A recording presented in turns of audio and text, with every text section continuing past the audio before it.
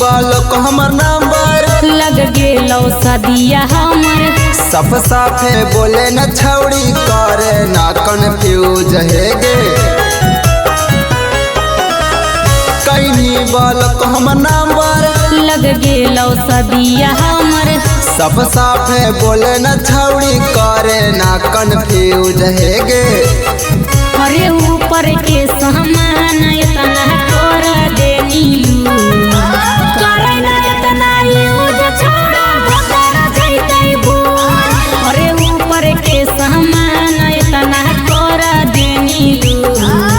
करे ना इतना यूज छोड़ा बता जैते भूल मिक्स बाय राजा आर्या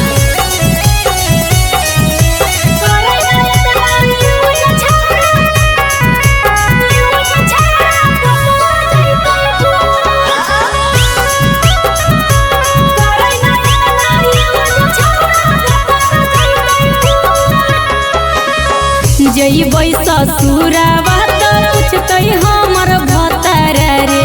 कैसे जवाब हम देबै छी हतर रे आगे छौड़ी लिहा तू ओकरा मनाई आगे छौड़ी रात भर ओकरे सुताई अरे ऊपर के सामान इतना कर देनी करे ना इतना यूज छोड़ा जैते भतर अरे ऊपर के सामान इतना कर देनी करे ना इतना यूज छोड़ा भतर जैते भूल मिक्स बाय राजा आर्या